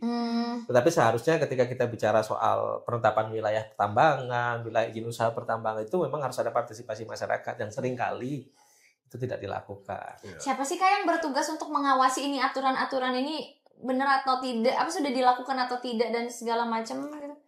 Sayangnya harus kita akui di Indonesia ini problematika sektor pertambangan salah satunya kalau enforcement atau pengawasannya lemah. Dan yang kedua penegakan hukumnya. Nah, pengawasan ini salah satunya kan tadi saya bilang kita kan 2014 punya 11.000 izin tambang, sekarang masih 4.000. Tetapi jumlah orang yang mengawasnya kalau di tambang itu ada istilahnya inspektur tambang itu dikit. 1:30, 1:100. Dan itu tapi ada badannya tertentu untuk ada direktur, misalnya kalau di SDM itu ada namanya Direktur Jenderal Gakum, Direktur Jenderal Penegakan Hukum. Tapi itu kan baru dibikin tahun ini di awal tahun. Masih baru. Cek dulu Pak itu 4 Nah, itu, Pak. saya mungkin juga jadi PR-nya untuk Pak. Banyak PR-nya. Karena kita kalau nggak salah bulan lalu ada namanya Direktur Jenderal Penegakan Hukum, dirjennya baru dilantik. Jadi nanti lihat aja beritanya nih, namanya ini. Tapi nanti kita punya pesan. Bapak kan baru dilantik, saatnya bekerja. Semangat Pak, PR-nya banyak gitu ya. Begadang-begadang deh. Ya kita lihat itu kan apakah itu bentuk dari komitmen atau sebatas ya bikin dirjen-dirjenan ya kita lihat nanti. Ya bener sih, jadi jumlah tambang yang banyak di seluruh Indonesia, tapi pengawasnya cuma dikit gitu. Jadi bisa dibayangkan kerjanya pasti nggak maksimal gitu kan. Mungkin hanya beberapa aja yang tercover. Ya. Dan ingat ketika kita memberikan izin itu kan, nah sekarang kan gini, kalau pemerintah itu dalam 10 tahun terakhir itu kan lagi senang-senangnya bilang kita membuka karpet merah untuk investor. Kalau bisa izin itu dipermudah, jangan dipersulit. Tetapi ada orang lupa bahwa ketika kita bicara izin tambang atau izin yang berkaitan dengan sumber daya alam, justru harusnya izinnya itu dipersulit. Tuh, karena itu satu. efeknya panjang. Yang kedua, memberikan izin itu punya tanggung jawab juga untuk memastikan pembinaan dan pengawasan. Jadi kalau saya misalnya dari pemerintah, saya akan memberikan izin 5 izin. Berarti kan saya punya tanggung jawab juga untuk mengawasi yang 5 yang saya kasih ini. Nah, seringkali orang lupa mempermudah izin, tapi lupa untuk apakah kita punya kapasitas untuk melakukan pembinaan dan pengawasan. Itu akhirnya pemerintah sering lupa di aspek itu. Kalau dari kakak-kakak sendiri di bidangnya masing-masing ini, apa sih sejauh apa bisa melakukan sesuatu di khusus misalnya kayak di Raja Ampat ini? Apakah awareness atau ada yang lebih spesifik lagi tindakan-tindakannya? Kalau di Cerah sih kita fokusnya di awareness ya, karena emang kan ini kan sebenarnya banyak ya, maksudnya isu tambang itu kan memang isu yang lumayan berat biasanya begitu gitu. Nah, makanya kita coba Bener sih, berat membuat sih. masyarakat tuh gimana supaya paham juga gitu. Karena kan memang ini kadang sesuatu yang jauh dari kita gitu ya. Iya. Terutama orang yang di perkotaan gitu. Bener. Dan orang sekarang kan cenderung kalau nggak mengusik kehidupannya, Betul. ngapain sih gue ngurusin gitu, makin individualis kan. Kayak Betul. jauh banget di Papua, gue juga kayaknya nggak bakal kesana deh gitu. Ngapain gue peduli gitu ya. Tuh, akan Iya. berpikir gitu sampai kita sendiri yang jadi korbannya. Bener. Baru sadar. Which is sudah terlambat. Ketika kita jadi korban, kita nggak bisa ngapa-ngapain juga gitu kan. Gitu. Betul. Jadi Kalau- kalau Tapi saya melihat ada secercah harap, bukan secercah ya, harapan banyak sih dari kasus Raja Ampat ini. Apa tuh Kak? Gimana maksudnya? Ternyata anak-anak muda kita luar biasa potensinya ya, potensi anak-anak muda ini terutama netizen yang Iya. kalau tanpa netizen kemarin itu sepertinya tidak akan bisa Iya. sampai ke telinga Tidak akan. Pak Prabowo misalnya, sampai Pak Prabowo bilang Iya, bikin iya, rapat iya, terbatas, benar. langsung minta kepada Pak Menteri tolong diperiksa dan cabut gitu. Buktinya dari viral. Benar. Viral itu karena siapa? Karena netizen. Peduli gitu Kepedulian ya. dari netizen dan luar biasa karena kemarin saya lihat juga ada anak-anak kecil SD itu yang Gen Z, save mantap. Raja Ampat gitu Oke. kan. Jadi saya pikir I see. saya yakin banyak dari penonton channel ini yang kemarin pasti ikutan kan. Semoga ya, make me proud guys, make me proud, oke. Dan Iya, jangan iya. lupa jangan hanya berhenti di Raja Ampat. Masih Iya. banyak pulau-pulau lain yang perlu Iya. kita selamatkan. Tapi seharusnya kalau emang lebih banyak lagi yang peduli, lebih gede lagi impactnya ya nggak sih? Dan bayangkan kalau kita menyelamatkan bukan Benar. hanya satu pulau tapi pulau yang lain kita Kalau yang lain selamatkan. juga. Ini Ya. bukan untuk kita tapi untuk semuanya. Ini bukan soal kita gaya-gayaan bukan, Oke, tapi ini soal masa depan. betul. Oke, nah nyambung sama tadi kita ngomongin soal izin dan segala macam ya. Apakah ada potensi pelanggaran hukum berarti di kasus ini? Terus apakah ada kejadian lain juga selain di Raja Ampat? Katanya secara luas wilayah aja udah menyalahi aturan. Tadi kan kita bahas yang masalah 2000 km itu. Kilometer ya, bener ya? 2000. Dan gimana menurut kalian Iya. secara hukum? Iya, mungkin nanti Mas Ari lebih tahu spesifik. Iya. Tapi yang pasti itu kan ada aturan yang secara spesifik mengatur bahwa pertambangan di pulau-pulau kecil itu tidak diperbolehkan gitu sama sekali gitu kan. Ini di luar soal itu masuk wilayah konservasi atau enggak ya, itu kan ada aturan soal itu. Nah, Pulau Gak ini sebenarnya setauku emang dia tuh masuk pulau kecil, bahkan pulau yang sangat kecil gitu. Kayak sekitar mungkin 6.000 ya kilometer. Dan tapi kalau kita ngeliat izinnya 2 kali lipat. Jadi istilahnya mengcover nggak hanya pulaunya tapi juga sekitaran lautnya gitu. Jadi ini kan ya berarti kan akan dilakukan sesuatu kan di sekitar pulaunya area sendiri. itu. Karena pulaunya 60 km itu kecil banget ya. 6.000 sekian 6.000 meter persegi. Pokoknya kecil. 6.000 kilometer sekian. Jauh deh dari yang sesuai aturan itu. Iya. Oh, dan sekitarnya. Oke. Itu sih. Tricky. Mm-mm. Oke, kalau Jadi gini, ada dua hal. Pertama kita lihat dulu kasus Raja Ampat itu. Kan ada 5 yang di kawasan itu ya. Di Betul. kawasan ada 5, 4 sudah dicabut. Artinya 4 itu melanggar. Betul. Yang satu alasan pemerintah belum. Tapi kita melihat sebenarnya ada potensi lainnya. Karena alasan pemerintah PT GAK ini kan berdiri sejak tahun 91 atau 98. Itu kan dia sebenarnya kalau di dalam dalam sektor pertambangan itu ada istilahnya kontrak karya. Kontrak karya ini termasuk PT GAK itu mereka statusnya kontrak karya. Kontrak karya ini adalah kontrak yang diberikan sejak zaman Orde Baru sebenarnya. Sebelum reformasi. Jadi itu memang cerita lama, tapi memang harusnya 2009 ketika ada Undang-Undang Nomor 4 tahun 2009, harusnya kontrak karya ini dilakukan renegosiasi untuk menjadi izin usaha pertambangan. Tapi sepertinya dan harus disesuaikan dengan beberapa hal. Nah, kenapa lahir sampai ada GAK dan segala macam tinggal kita cek di periode yang mana. Tapi itu intinya itu sebenarnya sejak zaman sebelum reformasi. Memang benar. Ya, kalau nggak salah diizininnya dari era jadi zaman Pak ini sejak zaman Pak Soeharto kalau pertamanya. Ya. Terus dikasih apa sih izin baru dan perluasannya itu pas Pak Jokowi. Nah, kan kita perlu cek. Ya. Yang pertama, makanya kenapa kami bilang momentum kemarin itu seharusnya menjadi momentumnya pemerintah untuk melakukan review izin. Satu terhadap PT GAK karena untuk melihat potensi. Jadi melihatnya bukan administratif ya, tetapi melihat sampai di lapangan. Karena ketika kita bicara tambang, seringkali menurut SDM itu udah oke. Tapi kan belum tentu menurut Kementerian KKP yang berkaitan dengan wilayah kelautan. Belum tentu dengan KLHK. Benar-benar. Itu justru momentum review izin. Sehingga benar-benar kita pastikan bahwa GAK ini kalau menurut kami itu memang ada potensi. Tinggal ya nanti kita lihat yang ada di lapangan. Tapi sebenarnya sebatas kita kalau bisa pemerintah lihat lagi. Itu satu. Yang kedua, ini nikel yang ada di dalam pulau-pulau kecil ini kan tidak hanya ada di Raja Ampat, tetapi mulai yang banyak itu lagi di Sulawesi Tengah, Sulawesi Tenggara, dan Provinsi Maluku Utara. Datanya banyak, teman-teman NGO yang sudah melihat itu. Data jumlah nikel yang diduga berada dalam kawasan pesisir dan pulau-pulau kecil. Inilah kesempatan untuk melakukan review ulang. Review ulang. Kalau memang itu melanggar, kita harus cabut. Pemerintah harus cabut ini. Itu. Pulau-pulau kecil itu. Jadi sehingga itu bisa menjadi. Jadi kalau kita punya kepastian hukum, penegakan hukum yang bagus, saya pikir nama Indonesia juga baik kok. Benar-benar. Soalnya sekarang gara-gara isu ini aja jumlah wisatawan udah berkurang 40% ya, loh. Jadi akhirnya kan orang. Iya, di Raja Ampat. Dan orang kan jadi melihat.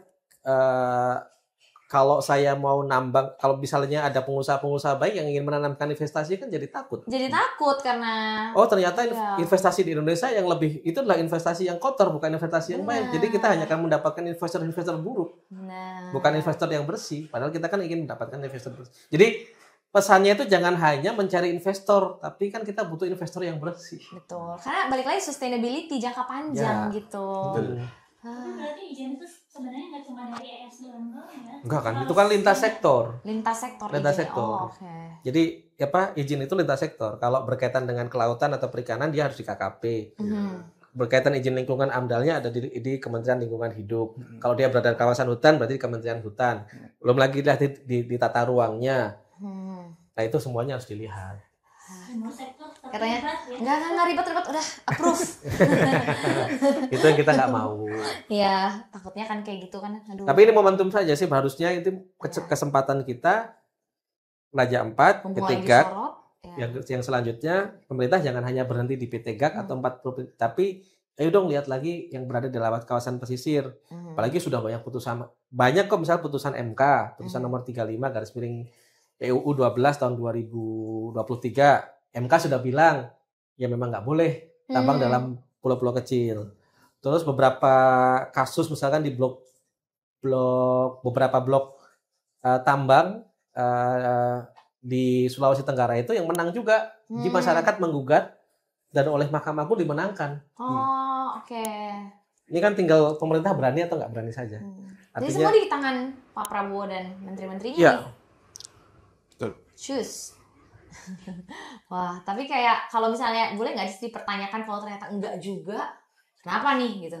Ya, itu udah tugas netizen. Dan awarenessnya dari kalian lagi, berarti untuk memperingatkan, karena suka ketutup pengalihan isu gitu kan, isu-isu yang lebih rame lupa. Berarti kayak harus diingetin lagi nih. Dan kita sebagai konsumen punya hak loh.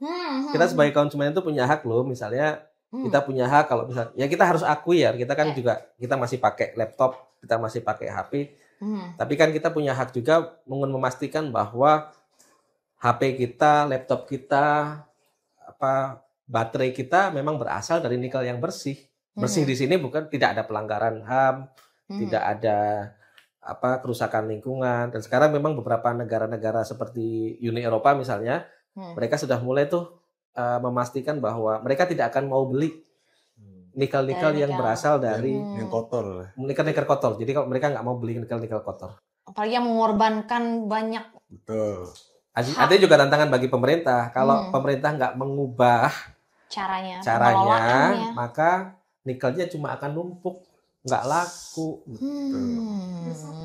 Udah berjuang demi nikel, ternyata jadinya numpuk, udah ngorbanin banyak kali ya, rugi 2 kali lipat, 3 kali lipat ya. Benar, karena nikel kita sebagian besar itu buat ekspor, dibawa keluar.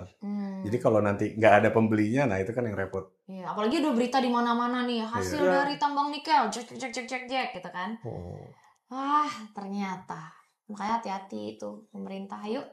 Nah, tapi sebenarnya Kak, tambang nikel itu diperbolehkan atau tidak, dan apakah bisa tetap aman buat lingkungan? Ya, di tempat yang kayak gimana tambang nikel itu aman seharusnya? Apakah ada alternatif gitu? Mungkin nanti ini pasti akan jadi. Beberapa teman-teman pasti akan menganggap bahwa tapi pada intinya gini, yang namanya tambang itu pasti merusak. Nggak ada tambang nggak merusak. Tambang kan ada juga yang ngasih solusi dipindah gitu tempatnya. Nggak, tambang itu satu. Mau Pasti dimanapun bisa. tambang Nggak itu pasti bisa, merusak. ya? Oh. Yang bisa kita lakukan adalah mengurangi dampaknya. Makanya kita ada yang bilang bijak kelola itu adalah kalau memang berada dalam kawasan yang no-go zone, misalnya kawasan pesisir, pulau-pulau kecil, kawasan hutan, kawasan yang di situ ada masyarakat adatnya, kalau anggaplah itu, atau kawasan yang di situ ada biodiversitas, misalnya kalau ada sebuah wilayah yang di situ banyak tumbuhan atau hewan-hewan langka, yaitu adalah kawasan no-go zone. Jangan ditabrak. No-go zone, oke. Itu no-go zone. Jadi pertama itu no-go zone-nya dulu. Kalau memang kawasan itu dilarang, ya jangan ditabrak. Dan pemerintah harus strict nih dengan kawasan itu. Nanti jangan juga, ini sebenarnya kawasan terlarang. Terus tiba-tiba nanti pemerintah, ya tata ruangnya kita cabut aja deh. Yang harusnya dilarang, malah aturannya yang dicabut kawasan no-go zone-nya. Agar bisa boleh. Yang kami takutkan misalnya, sekarang ada Undang-Undang Nomor 1 yang kawasan tambang itu dilarang di kawasan pesisir dan pulau-pulau kecil. Jangan juga nanti undang-undangnya yang diubah. Iya, bener sih, nanti mendadak rapat lagi. Nanti rapat malam-malam diam-diam. Diam-diam udah sah aja besoknya. Pasalnya dibilang boleh kok sekarang tambang dalam pulau kecil gitu. Aduh. Jadi tapi satu no-go zone itu yang harus diperhatikan. Harus strict. Kalau ini memang harus strict. Kalau emang ribet nggak apa-apa. Yang penting no-go selamat. No-go zone itu menjadi ruang yang harus dipastikan. Yang kedua, sebenarnya kita ini menambang nikel untuk apa sih? Kalau memang misalnya untuk EV, untuk electric vehicle, electric vehicle misalnya kebutuhannya cuma 10%, ya kurangi dong gitu. Benar. Dan berarti kalangan tertentu aja juga kan yang baru pakai. Ya, gitu. Jadi misalnya kebutuhannya cuma 5 juta. Ngapain kita nambang sampai 100 juta? Benar. Kalau memang kebutuhannya sampai saat ini kebutuhan pasarnya baru 20 juta, ya 20 juta aja. Oke. Benar. Itu yang harus jangan serakah. Yang ketiga, ini juga menarik nih. Karena kan kita sudah nambangnya, harusnya kan tadi no-go zone, terus memperhatikan produksinya, antara demand dan supply-nya harus jelas. Betul. Yang ketiga itu memastikannya itu tidak nikel yang kotor. Kan sekarang udah ada ESG nih, yang memastikan harus ada standar-standar HAM, standar-standar dia harus menghormati HAM, pekerja-pekerjanya juga harus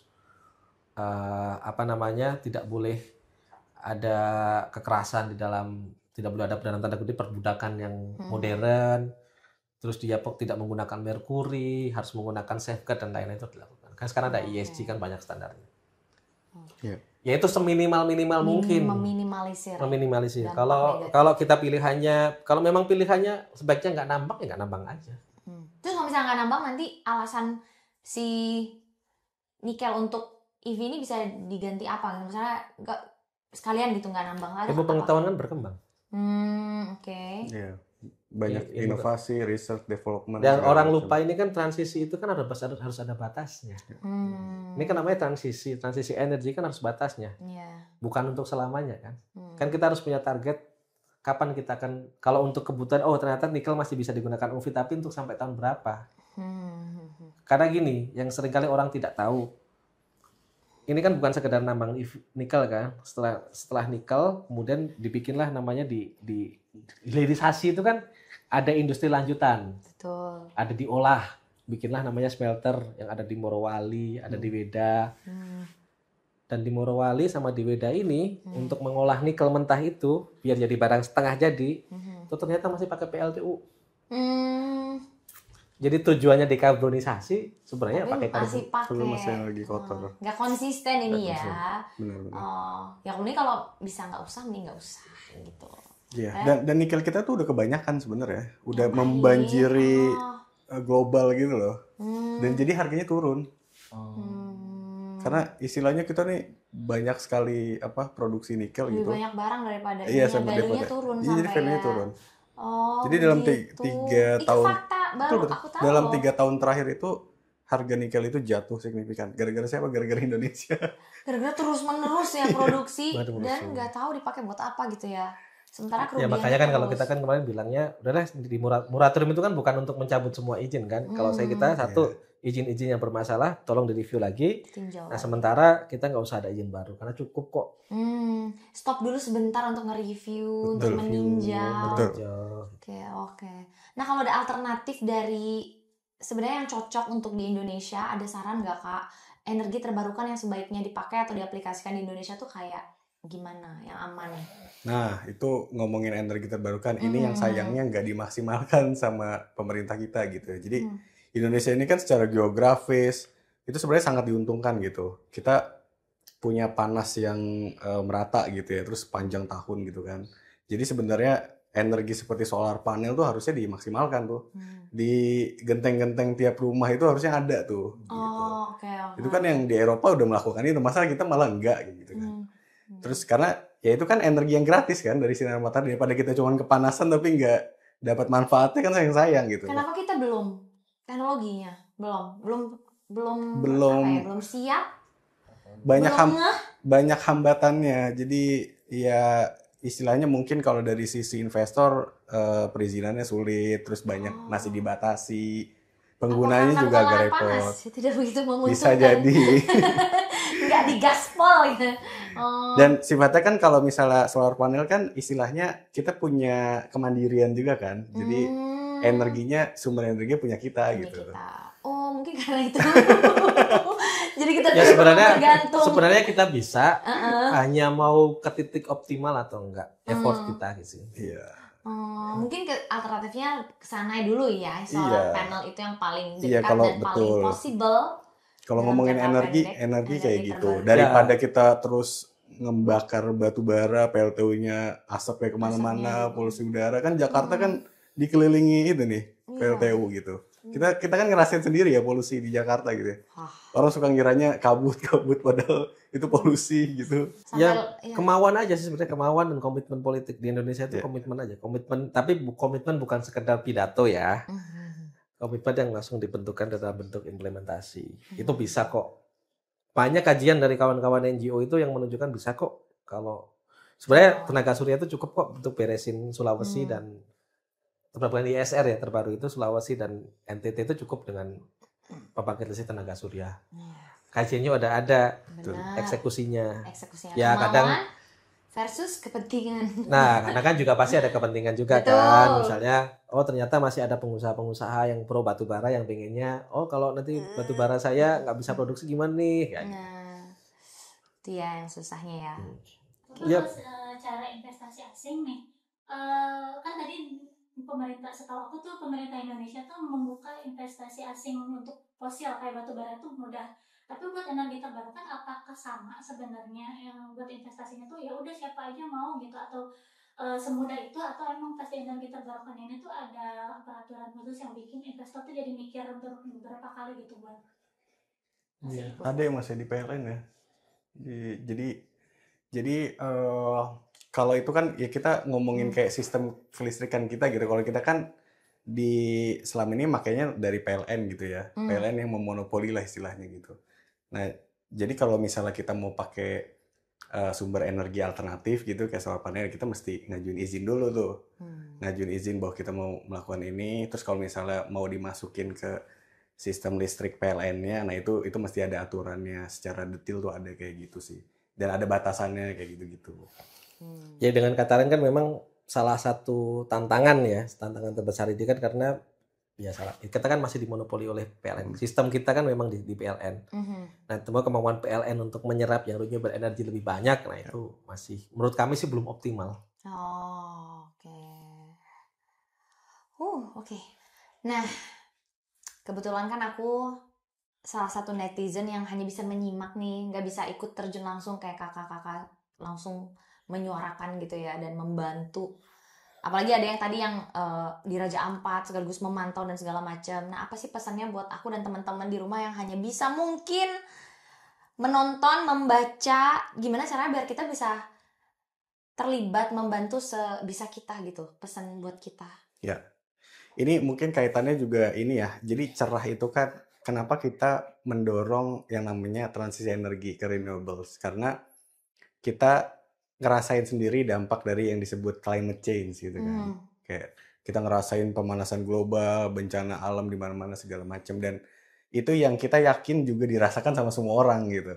Jadi sebenarnya memang kalau faktanya bahwa dalam 5 tahun terakhir ini memang awareness publik itu meningkat soal isu lingkungan.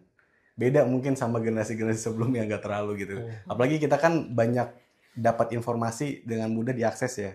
Jadi banyak apa yang terjadi jauh di sana itu kita sekarang bisa tahu. Nah sekarang ini ya memang isu lingkungan itu menjadi krusial sebetulnya untuk kita kawal sama-sama gitu, untuk kita lihat. Karena kan ini pasti secara langsung ataupun tidak langsung ini akan berdampak ke kita gitu sih. Jadi sebenarnya bagaimana teman-teman itu saya yakin datangnya dari kepedulian sih, dari hati gitu, bahwa ya emang nih ya gue ngerasain sendiri kok kayak gitu, makanya gue mau share kepedulian ini ke banyak orang. Jadi sebenarnya dengan para netizen saling sharing informasi dan segala macam itu sebenarnya itu udah cukup membantu sih, supaya kita sama-sama sadar gitu. Kan yang penting itu dulu, supaya kita bisa ngingetin pemerintah. Kadang mungkin pemerintah emang butuh diingetin juga aja gitu. Benar. Oh ya itu, aku ingat banget tuh dulu climate change dibilang hoax. Ya kan, bahkan kita sebagai anak HI itu sering banget debat tentang climate change. Is it real atau enggak? Karena emang dampaknya belum kerasa, tapi udah ada apa sih kayak fact-fact yang bilang kayak permukaan air laut tuh udah naik apa. Tapi kan kita nggak bisa lihat langsung gitu. Katanya temperature dunia udah meningkat, tapi kita mungkin belum ngerasain. Tapi sekarang 10 tahun kemudian ketika emang udah jelas-jelas makin panas, banyak pulau yang hampir tenggelam, nah itu baru oh iya juga ya gitu. Which is udah terlambat gitu. Bentar lagi ini bulan apa? Ini bulan Juli. Hujannya masih deras banget ya, masih ini ya. Banjir di mana-mana kan? Banjir di mana-mana, benar. Wilayah sekitar Jakarta banyak yang banjir bulan Juli. Iya. Dulu tuh enggak. Dulu kita tuh kenalnya Juli panas banget musim dulu. hujan itu yang ada berbernya gitu. Iya. September, Oktober. Tapi sekarang kan bulan April sampai bulan Oktober itu panas. Panas, kering. Tapi sekarang bulan Juli banjir. Iya. Ada apa dengan iklim kita dan ada apa cuaca kita? Iya. Sudah ada anomali. Inilah bentuk nyata dari perubahan iklim. Itu yang pertama, bahwa perubahan iklim itu nyata. Dampaknya nyata. Bukan hanya oleh warga sekitar Papua, tapi kita yang ada di sini. Yang kedua, banyak solusi-solusi yang ditawarkan seolah-olah ingin menyelesaikan persoalan perubahan iklim. Nikel, kobalt, karena untuk akhirnya kemudian itu jadi dasar untuk mengeksploitasi pulau-pulau kecil. Bukan memberikan solusi, tapi justru nambah masalah. Jadi hati-hati dengan solusi-solusi palsu ini. Kami menyebutnya solusi palsu. Benar. Karena banyak sekali hari ini ada solusi palsu untuk transisi energi. Salah satunya adalah menambang di pulau-pulau kecil. Itu nggak boleh. Yang ketiga, kita netizen Indonesia ini sebenarnya sudah punya banyak prestasi menyelamatkan kasus Raja Ampat atau kasus-kasus lainnya yang viral. Akhirnya kemudian pemerintah tergerak untuk menyelesaikan persoalan itu. Tapi mari kita agak berjuang effortnya lebih luar biasa, bahwa ternyata bisa kok. Bisa, karena ini bukan untuk mereka tapi untuk kita juga. Benar. Dan baca keberhasilan yang terakhir ini kita hati-hati dengan aktivis swab. Cross check data, cross check sumber. Itu penting banget sih, aduh. Ya, itu paling penting kan. Ya, besok jangan males. Kalau lihat konten ini. Jangan konten hoax ya. Kalau mau ngeliat konten transisi energi di cerah ya. Kan Instagram cerah. Soalnya kita suka ngasih banyak data lah gitu. Kita kan juga kalau ngomong sesuatu harus pakai data. Based on fact gitu. Jadi bisa rujukannya ngambil ke situ juga. Ya, sebenarnya source-nya tuh udah banyak banget guys. Tinggal kita mau atau enggak meluangkan waktu untuk melihat itu gitu. Karena aku juga ketampar sih dari obrolan ini. Oh, ternyata banyak banget ya hal yang aku nggak tahu. Terus sebenarnya banyak yang bisa kita lakukan. Sesimpel nge-share aja itu udah sangat membantu gitu. Mungkin nggak tahu sih, maksudnya dari beberapa followers ya pasti kita punya following kan di social media gitu. Dengan kita nge-share sesedikit-sedikitnya followers kita, at least 1-2 orang tuh pasti ngeliat gitu. Jadi dari 1 berlipat sampai 100.000, dan semoga ya itu makin banyak yang peduli, nggak jadi apatis gitu. Kadang kecenderungan orang sekarang gitu kayak mungkin kalau menurut mereka aduh ini ribet dan jauh dari jangkauan kita, itu kita jadi malas. Padahal sebenarnya ya kita juga yang akan kena dampaknya dalam beberapa tahun ke depan gitu. Mungkin nggak sekarang tapi akan kena kita juga gitu. So ya, ada yang mau ditambahin lagi nggak Kak sebelum kita menutup? Apa? Boleh nggak aku tambahin? Oh, kamu mau nanya? Nggak, Oke. ini dari sisi algoritma ya. Karena sekarang kan sosmed sekarang gitu, kalau misalkan emang udah terlanjur misalkan nonton konten yang hoax gitu sampai habis gitu, nanti konten-konten selanjutnya tuh hoax terus kan, biasanya kayak gitu kan. Benar. Dan konten-konten yang mungkin yang beneran yang ada faktanya itu nggak kemuncul gitu. Mungkin Betul. pesan dari aku ini mungkin dari belakang layar. Cara nge-hack algoritma yang Bukan. kirain Bukan. ya. Apa? Mungkin lebih sedikit effort aja ya. Misal apa Instagramnya Cerah misalkan, Instagramnya ini BWYP. terus di-share, dilihat apa nanti biar Benar. algoritmanya tuh diperbaiki gitu loh. Iya. Kayak gitu sih Maksud aku sebenarnya. ya itu cara nge-hack algoritma. Kadang kita tuh lupa kalau misalnya kadang kita udah ngelihat suatu, nanti nextnya kemungkinan itu akan itu terus, apalagi kalau kita like dan sampai habis kita tonton. Jadi menurut kalian kalau misalnya kayaknya algoritma aku udah nggak bener, ya udah kalian quit Effort dulu dikit gitu ya. quit the apps and then open lagi, terus habis itu kalian search sendiri. Iya. Betul. Misalnya nonton satu berita dari Cerah, let's say. Nah, kalian tonton sampai habis, kalian like. Nah, mungkin dari situ algoritma akan terbaca berita-berita yang sejenis gitu, yang source-nya jelas apa segala macam itu. Apalagi ini di sektor muncul. di isu-isu yang sangat kayak gini tuh kan isu yang cukup sensitif ya. Iya, betul. Banyak buzzer juga yang akan berkerumun di sini. Ih, kita nggak bahas buzzer, itu seru banget. Pasti banyak sih. Banyak banget. Gimana sih caranya Kak paling tahu dengan gampang nih buzzer nih gitu? Doxing. Mereka suka ngedoxing biasanya. Oh, ngedoxing sih yang misalnya pembuat Misalnya beritanya atau awareness-nya. yang suka bilang asing. Oh. Gitu tuh kalau udah bahasa-bahasanya langsung menjudge. Itu biasanya tuh Labeling ya. Iya. biasanya labeling. Oke. Kalau enggak dia buzzer ini misalkan tadi ya kalau ada satu konten dari pemerintah atau dari kelompok tertentu, terus komennya sama tuh. Kurang lebih sama ya pas Ya dibuka. kalau hari ini kalau di YouTube semua YouTube isinya judul semua kan tuh. Oh. Ya kayak gitu tuh kan kayak bot tuh. Iya. Hati-hati juga ya dengan kalau tanda-tanda kita itu kan adalah sekarang itu udah ini Udah umum bukan ya? bukan umum. Bukan rahasia umum. Artis-artis sudah banyak yang kesel bikin konten capek-capek, komennya isinya judul semua gitu. Buzzer. Sama buzzer juga kayak gitu, tiba-tiba udah kayak ada yang tinggal copy paste, nah itu contoh ciri-ciri kayak gitu. Kalau akun kalian di sosmed suka dibanjirin buzzer nggak? Apalagi kan kalian lagi vokal nih gitu di sini. Enggak sih, saya Puji Tuhan ya enggak ya. alhamdulillah tidak. Nanti emosi lagi, udah mau ngurus ini emosi terus lihat buzzer emosi. Ya tapi kan ini kan Iya. banyak juga misalkan karena kita tadi di awal ada videonya dari teman-teman Greenpeace kan udah Iya. bolak-balik di doxing juga. Jadi ya itu resiko udah biasa kayak gitu. Ya lagi-lagi yang kemakan komen buzzer itu adalah orang-orang yang nggak tahu, nggak paham, yang benar-benar. Jadi kalau kita Ini sudah mah- lihat sebuah konten kok tiba-tiba komennya itu kok sudah mirip-mirip, kita harus mulai cari konten yang lain. Betul. Oke, ini tips yang penting juga ya, benar. Karena buzzer sekarang banyak. Aku awalnya nggak percaya loh Kak buzzer itu ada kayak buzzer. Emang siapa sih yang mau bayar buzzer gitu? Ternyata banyak ya, dan banyak orang yang mau dibayar untuk jadi buzzer. Ya. Balik Jadi lagi. kalau kita lihat konten terus komennya kok mirip sama, Mhm. nah itu tanda-tanda ada buzzernya. Oke.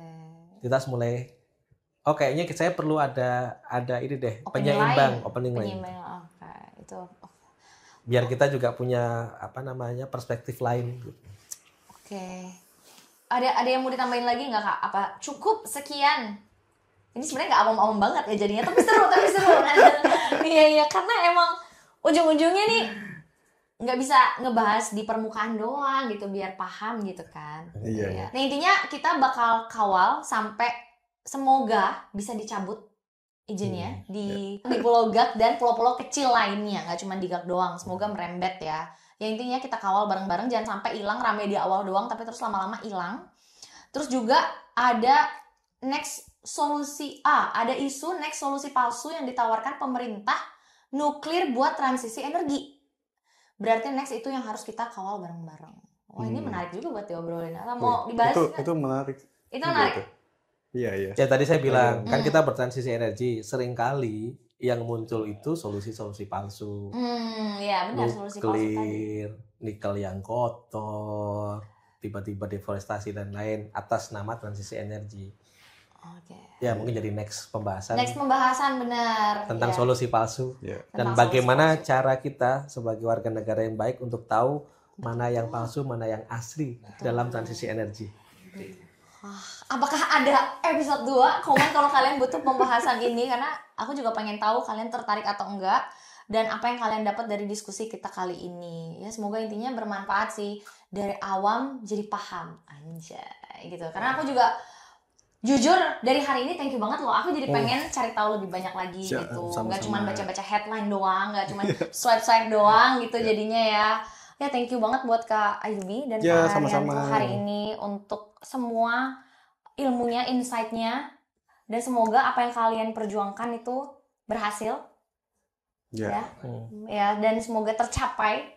Dan ya terima kasih untuk awareness-nya juga. Semoga kita juga bisa membantu lah walaupun sedikit. Ya, mudah-mudahan Indonesia jadi lebih cerah gitu, karena itu cerah yang dari bersih gitu. Ya benar. Oh itu ininya ya, apa namanya, filosofinya biar ya. Biar nggak gelap, biar nggak Indonesia gelap.